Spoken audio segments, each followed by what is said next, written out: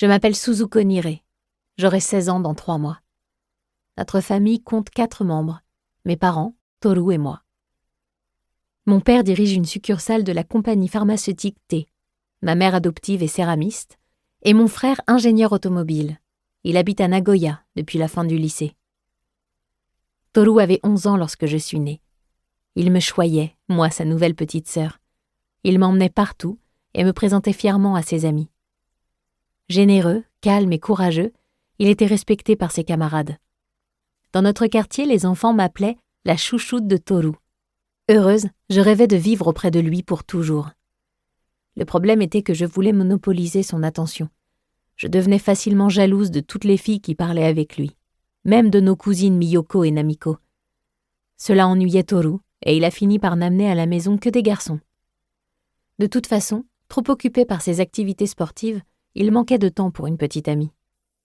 Lorsque j'étais en 2e année de primaire, il m'a annoncé un jour « Je vais étudier l'ingénierie dans une université à Nagoya ». Cela signifiait qu'il allait quitter Yonago. Je ne pouvais pas imaginer ma vie sans lui. En plus, Fujiko-san venait de décéder. Paniquée, j'ai crié « Nagoya, c'est trop loin! 4 années, c'est trop long !» L'année suivante, Toru a été admis à l'université qu'il désirait à Nagoya. Désespérée, je l'ai prié d'y renoncer et de choisir une école dans notre ville. Je pleurais. Ma réaction a surpris nos parents. Maman tentait de me calmer en me promettant que nous irions le voir à Nagoya. Le jour de son déménagement, Toru m'a dit « Suzuko, je reviendrai ici de temps en temps. Écris-moi, je te répondrai chaque fois. » Puis il m'a serré fort dans ses bras jusqu'à ce que mes larmes cessent. Une fois installé à Nagoya, il revenait à Yonago 3 fois par an. Chaque automne, maman participait à un grand concours de poterie à Tokyo. Nous en profitions pour lui rendre visite à Nagoya, sur le chemin du retour. Il habitait seul dans un petit appartement. Papa le voyait aussi dans cette grande ville où se trouvait maintenant le siège social de sa compagnie.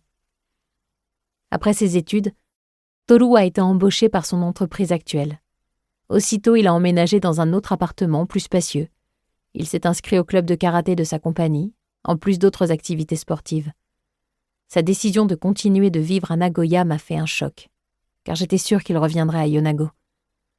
Je lui écrivais régulièrement, et il me répondait toujours. Nous communiquions aussi par téléphone. Malgré tout, son absence me pesait de plus en plus. J'avais besoin de lui.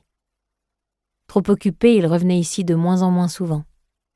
Sans comprendre mes sentiments, papa me répétait que Toru avait probablement une petite amie. Cela me rendait folle de jalousie. Alors un jour, j'ai fait une escapade pour le rejoindre à Nagoya. J'avais 12 ans.